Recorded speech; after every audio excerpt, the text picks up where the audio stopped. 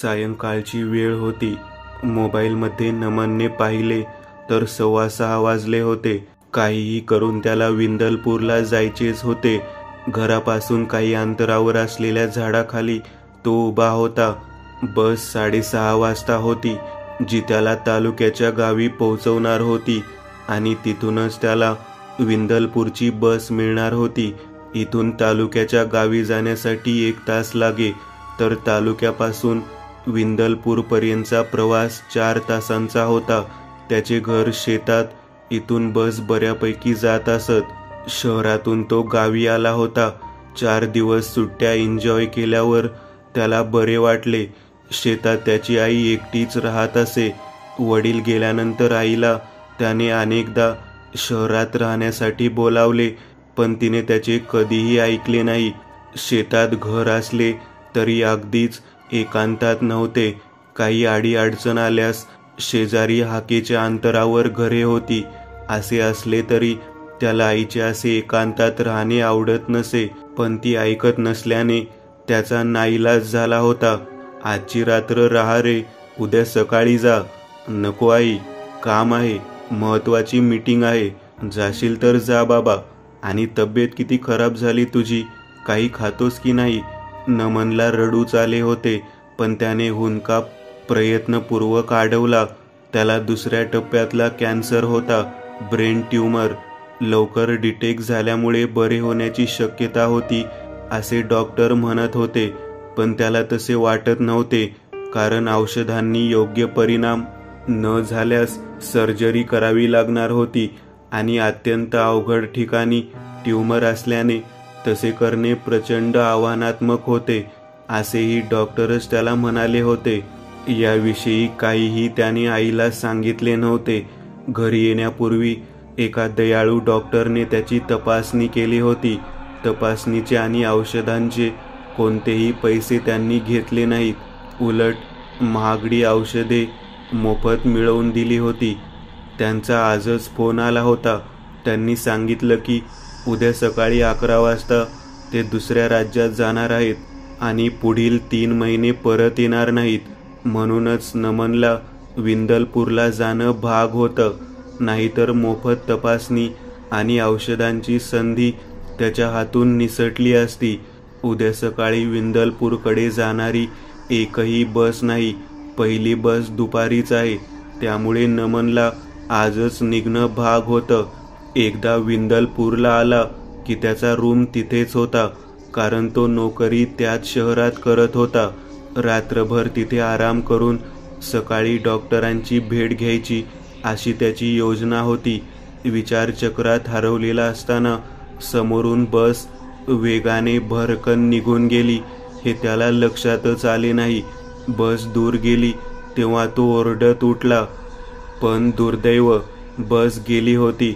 शेवटची बस ती गेली होती. त्याला कसे तरीच वाटले. जोरजोरात रडावे असे वाटू लागले, पण तो पुन्हा आधी बसला होता तिथेच बसला. मग त्याला वाटले आजची रात्र इथेच थांबावे. कदाचित जरा जास्त मेहनत घ्यावी लागेल, पण त्या डॉक्टरांसारखा एखादा दुसरा दयाळू डॉक्टर नक्कीच असेल, पण त्याला रिस्क घ्यायची नव्हती. शेजाऱ्यांना सांगावे का तालुक्याच्या गावी सोडून द्या म्हणून? हा एक पर्याय त्याच्याकडे होता, पण शेजारचे सुधाकर काका घरी नव्हते. घरी फक्त त्यांची छोटी मुले आणि पत्नी होती, आणि विनायक काका तर फक्त नावाचा शेजारी, पण आजवर एकदाही काही सहाय्य केल्याचे त्याला आठवले नाही. उलट मदत न मिळता काहीतरी टोमणा मिळणार हेही त्याला ठाऊक होते. बराच वेळ गेला. तो तसाच रस्त्याकडे बघत होता. अचानक त्याला दिसले एक बस येत होती, पण ती खासगी बस दिसत होती. तो उभा राहिला, दोन्ही हात हालवू लागला. बस थांबली आणि तो पाठीवरची आणि हातातली बॅग घेऊन बसमध्ये आला. बसमध्ये कोणीही प्रवासी दिसत नव्हते. कंडक्टर त्याचा रस्ता अडवून उभा होता. फक्त ड्रायव्हर आणि कंडक्टर. ड्रायव्हरचा चेहरा दिसला नाही, पण कंडक्टर स्पष्ट दिसला. तो तरुण दिसत होता, त्याच्याच वयाचा. कुरळे केस खांद्यापर्यंत वाढवलेले, काळीभोर मिशी, घारे डोळे, धष्टपुष्ट शरीर, अंगावर काळा शर्ट आणि काळी पॅन्ट, कपाळावर गोचीड चिकटल्याप्रमाणे मोठा काळा तीळ दिसत होता. बस विंदलपूरला जाणार आहे, तो भसाड्या आवाजात म्हणाला. त्याच्या चेहऱ्याला तो आवाज शोभत नव्हता. वॉव, मला तिथेच जायचे आहे. चांगले आहे, पण काही नियम पाळावे लागतील. त्याचा आवाज असह्य होता. काय? गाडीत झोपायचे नाही, मोबाईल बघायचा नाही, खूप मोठ्याने बोलायचे नाही, कुणाशी भांडायचे नाही, काही खायचे नाही, धूम्रपान करायचे नाही, खिडकीचा काच उघडायचा नाही. तो पाठांतर असल्याप्रमाणे बोलून गेला. ओके, नियम मान्य. नसल्यास उतरावे, असल्यास प्रवास करू शकता. नियम मोडल्यास दंड करण्यात येईल. आपण शॉर्टकटने जाणार आहोत. तो रस्ता, तिथले जंगल भयानक आहे. तिथे उतरविण्यात येईल. हाच तो दंड. अधूनमधून गावे येतात, पण आम्ही गावात नाही, जंगलातच उतरवतो. मान्य आहे. कंडक्टरने रस्ता मोकळा केला. मग पहिल्या सीटवर जाऊन तो बसला. विचित्रच नियम आहेत, तो स्वतःशीच म्हणाला. कंडक्टर ड्रायव्हर शेजारी असणाऱ्या त्याच्या जागेकडे बसण्यासाठी निघून गेला. त्याने त्याचे सामान वर असलेल्या सामान ठेवायची सोय असलेल्या जागेवर ठेवले आणि बसला. सहज बसच्या बाहेर बघायचा प्रयत्न केला, पण काचेमुळे काही दिसले नाही. मागे वळून पाहिले तर बसमध्ये फिकट लालसर प्रकाश पसरला होता. शेवटच्या सीट्सजवळ बऱ्यापैकी अंधारच होता. त्याची या प्रवासात चांगलीच घुसमट होणार होती. एकतर मोबाईल बघायचा नाही, बरं ते एक वेळ ठीक होते, पण झोपायचे नाही. छे. अचानक कंडक्टर त्याच्यापाशी आला. काही बोललात का आपण? नाही, तो म्हणाला. मला वाटले की. बरं ऐका, मी पुस्तक वाचू शकतो का? अर्थात, पुस्तक वाचण्यास मनाई नाही. भसाड्या आवाजात कंडक्टर. पण प्रकाश खूपच कमी आहे. सॉरी, इतकाच प्रकाश मिळेल. वाचायचे असेल तर स्वतःच्या मोबाईलची टॉर्च वापरायला मनाई नाही. असे बोलून तो गेला. काय चक्रम पण आहे, तो स्वतःशी म्हणाला. बराच वेळ गेला. अचानक बस थांबली. एक तरुणी बसमध्ये चढली. गोरीपान, आणि तिने अंगावर नर्सचे कपडे परिधान केले होते. कंडक्टरने दरवाजा उघडला. नियमावली वाचून सांगितली. तिने होकार दिला. कंडक्टर गेला आणि ती त्याच्या मागे असलेल्या सीटवर बसली. बिंडोक बोलताना थुंकी उडवत बोलत होता. ती पुटपुटल्याचे नमनने स्पष्ट ऐकले. बस पुन्हा सुरू झाली. दिवस उन्हाळ्याचे असले तरी बसमध्ये गारवा होता. तो एसीचा कृत्रिम गारवा नव्हता. झोप असह्य होत होती. त्याने प्रयत्नपूर्वक डोळे उघडे ठेवले होते. अचानक कंडक्टर आला आणि तो भानावर आला. त्याने जणू आपण अगदी फ्रेश आहोत असा चेहरा केला, पण तो त्याच्याकडे आलाच नव्हता. मॅडम, मोबाईल बघण्याचा विचार आहे काय? भसाड्या आवाजात कंडक्टर. R you mad? ती जरा चिडून म्हणाली. मी मॅड नाही, कंडक्टर आहे. मी पर्समधून मोबाईल काढलाही नाही. आणि तुम्ही? मला वाटले तसे. तिच्या मोबाईलची रिंगटोन वाजली. यास शांत करावे. आणि आपण? नमनकडे बघत. आपला शांत नसेल तर तोही करावा. शांत, सायलेंट म्हणायचे आहे त्यांना. मागून ती तरुणी. बरं. सभ्यपणे नमन. त्या तरुणीला खूप राग येत होता, पण तिने मोठ्या प्रयत्नांनी राग गिळला. कंडक्टर गेला. ती तरुणी काहीतरी पुटपुटली, पण ते नमनला ऐकू आले नाही. त्याला जाणवले. त्याच्यानंतर ती आली असली तरीही ती जास्त वैतागली होती. कंटाळा इतका आला होता की त्याला तिच्याशी बोलावे असे वाटू लागले, पण तिचा स्वभाव भलताच खडूस असणार असे त्याला न जाणो का पण वाटत होते. बस थांबली. एक मध्यमवयीन माणूस बसमध्ये चढला. त्याच्या डोक्यावर एकही केस नव्हता. चेहऱ्यावर स्मित हास्य होते. त्याने नमनकडे पाहिले. मग कंडक्टरकडे बघताच त्याच्या चेहऱ्यावरचे स्मित हास्य गेले. हे नियम आहेत आणि मोबाईल शांत करावा. कंडक्टर. त्या माणसाने स्वतःचा गाल खाजवला. मान्य असल्यावर बसायचे, अन्यथा परत जाऊ शकता. परत कुठे जाऊ? मान्य आहेत मला. मध्यमवयीन माणूस. कंडक्टर बाजूला झाला. आणि तो माणूस नमनच्या शेजारी असलेल्या सीटांच्या रांगेतल्या पहिल्या सीटवर जाऊन बसला. नमन त्या माणसाकडे बघत होता. त्याची अखंड चुळबुळ सुरू होती.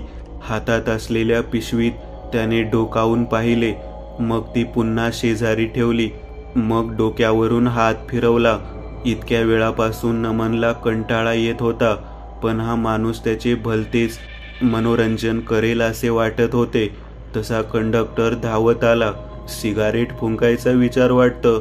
तो निर्लज्जपणे हसला. भाऊ, तुला कसे माहीत? ज्योतिष आहेस की काय? नाही, मी कंडक्टर आहे. हा, ते माहीत आहे रे. काय नियम नियम नियम? बसमधून उतरावे. नियम पाळता येत नसतील तर? मग अचानक कंडक्टरने त्याच्या पिशवीतून सिगारेटचे पाकिट काढले आणि तो निघून गेला. तो माणूसही काहीतरी पुटपुटला. ते शब्द इतके भयानक होते की नकुलने ते लगेच विसरून जाणेच योग्य समजले. याच्या डोक्यात फरक आहे का रे? तो शेजारचा माणूस आता त्याच्या पायाजवळ येऊन बसला. विचित्रच आहे हा. नियम पाळा म्हणे, म्हणजे नियम नाही पाळले तर होणार काय आहे? हा आपल्याला उतरवेल इतकेच ना? पण जाऊ दे. तुमचे नाव? मी वरद.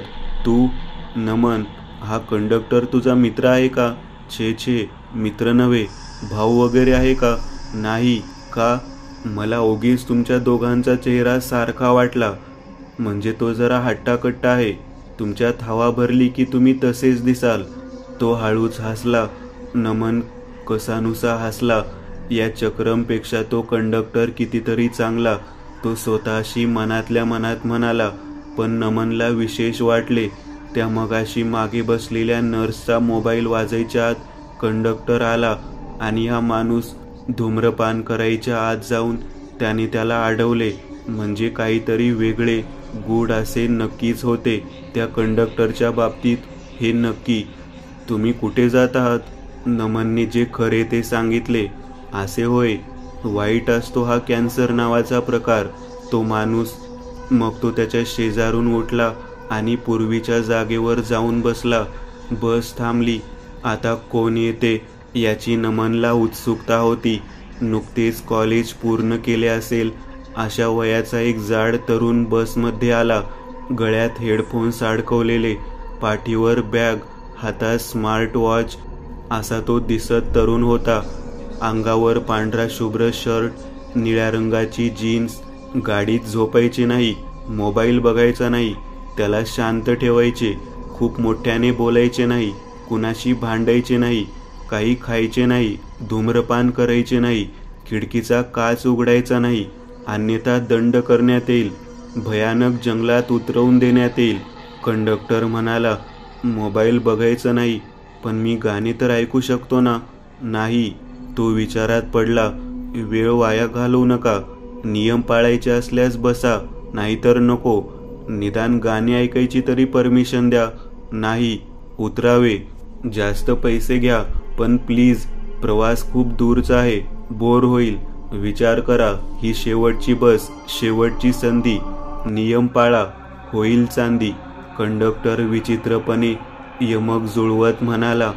शेवटी तो तरुण तयार झाला. त्याने हेडफोन्स बॅगेत टाकले. तो वरच्या मागे असलेल्या सीटवर जाऊन बसला. बस वेगाने धावू लागली. मगाशी असलेला संवाद वारंवार बघायला मिळाला तर नमनला कंटाळा येणार नव्हता. बराच वेळ असाच गेला. तो तरुण काहीतरी नियम मोडणार किंवा तसा प्रयत्न करणार आणि गंमत बघायला मिळणार अशी नमनला अपेक्षा होती, पण तसे काही झाले नाही. त्याने सहज शेजारी नजर टाकली. वरदने मोबाईल काढला होता आणि त्याचे स्क्रोलिंग सुरू होते. नमनला वाटले त्याला सावध करावे. तो काही करणार. तोच बस थांबली. कंडक्टर प्रकटला. उठावे. भसाड्या आवाजात कंडक्टर. तो भानावर आला. गडबडीत त्याने मोबाईल खिशात ठेवला. ते जरा महत्वाचे मेसेज आले होता. तो अडखळत बडबडत होता. नियम मोडला आहे. आपणास शासन करण्यात येत आहे. बसमधून उतरावे. सॉरी भाऊ, आता या जंगलात कुठे उतरू? वरद खिडकीच्या बाहेर बघत म्हणाला. जंगलातच? म्हणजे तू खरोखर मला? होय. नौटंकी बस कर. मी उतरणार नाही. नीट राहा, नाहीतर तोंडावर अशी लात मारेन की तुझे दात घशात जातील. जोरात ओरडून भांडून आपण आणखी 2 नियम मोडले आहेत. कंडक्टरने त्याचा खांदा पकडून त्याला उठवले, ओढत दाराजवळ नेले आणि बाहेर ढकलून देत तो ओरडला. तो इतका शक्तिशाली होता की वरदला जास्त प्रतिकार करता आला नाही. चलावे, कंडक्टर ओरडला. तशी बस वेगाने निघाली. बाहेर धक्का देऊन काढल्यावर वरद पडला होता. ओटेपर्यंत बस दूर निघून गेली होती. शिव्या देत तो उठला. एक दगड उचलून तिकडे भिरकावला, पण तो काही लागला नाही.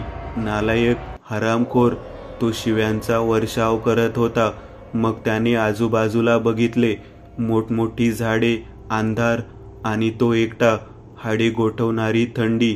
सुरुवातीला त्याला त्या एकांताची आणि भयंकर वातावरणाची जाणीव झाली नाही, पण जसजसा काही वेळ गेला तशी भीती गडद होऊ लागली. दोन्ही बाजूला गर्द झाडी आणि मधला कच्चा रस्ता, अनोळखी परिसर. तो झपाझप पावले टाकीत पुढे जात होता. त्याने थरथरत्या हाताने खिशातून मोबाईल काढला व त्याची टॉर्च लावली. गर्द झाडीतून आवाज आला. आवाजाची दिशा समजत नव्हती. त्याने मागे बघितले. मानवी अस्तित्वाची कोणतीही खूण दिसत नव्हती. झाडीमधून काहीतरी बाहेर येत होते. तो पळू लागला. अंग घामाने भिजले. थांबून एक वेळ त्याने मागे बघितले.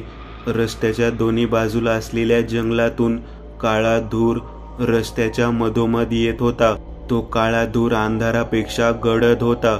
लवकरच धुराने मोठ्या मानवी पंजासारखा आकार धारण केला. हाताचा पंजा मग कोपरापर्यंत असलेल्या हातामध्ये परावर्तित झाला. आवाज त्या गर्द धुरामधूनच येत होता. मग तो हात हवेत तरंगत त्याच्याकडे येऊ लागला. त्या पंजाची 5ही बोटे विचित्रपणे हालत होती. त्याला दिसले त्या हाताच्या पंजावर ठिकठिकाणी पांढरे बिंदू होते, जे चकाकत होते. तो शरीरात असेल नसेल तितकी शक्ती गोळा करून ती धावण्यावर खर्च करत होता. जसजसा धूर जवळ येऊ लागला तशी असह्य उष्णता जाणवू लागली. पाहता पाहता धुराने त्याला 4ही बाजूने वेढले.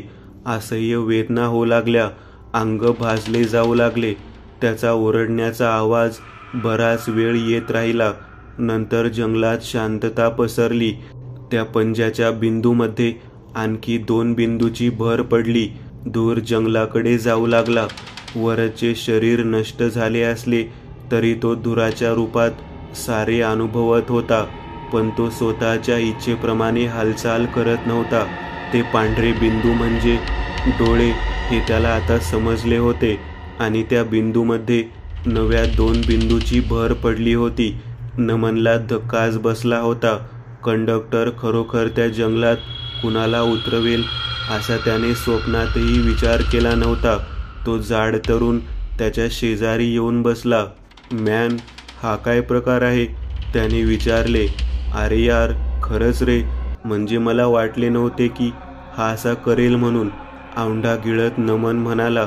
मग त्याने मगाशी घडलेला सगळा प्रकार त्याला समजावून सांगितला. न बोलता त्याला समजले की नियम भंग होणार आहेत म्हणून. बापरे, चांगलाच मनकवडा आहे हा, तो तरुण म्हणाला. तुझे नाव काय रे? नमनने विचारले. सुजय, तो म्हणाला. सुजय, सध्या आपल्याकडे त्याने घालून दिलेले नियम पाळण्याशिवाय काहीही पर्याय नाहीये. प्रवास खूप मोठा आहे. कंटाळा येणार तेव्हा मोबाईल बघायची इच्छा होणार, नाहीतर झोप येणार. यापैकी काहीतरी करावे लागेल ना. मग बसच्या बाहेर पडण्यासाठी तयार हो. सुजय उठला आणि मगाशी वरद बसला होता तिथे तो जाण्यासाठी निघाला, पण तिथे आधीच ती नर्स येऊन बसली होती.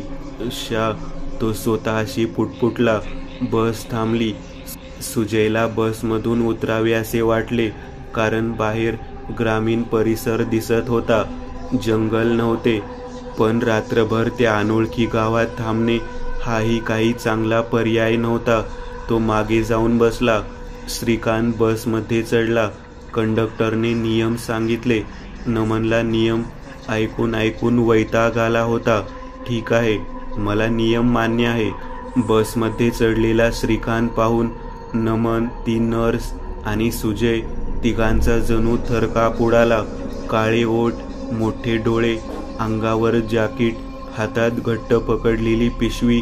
त्या पिशवीत काय होते हे नीट दिसले नाही, पण तो माणूस जरा विचित्र दिसत होता. त्याची त्वचा ठिकठिकाणी जळल्याप्रमाणे दिसत होती.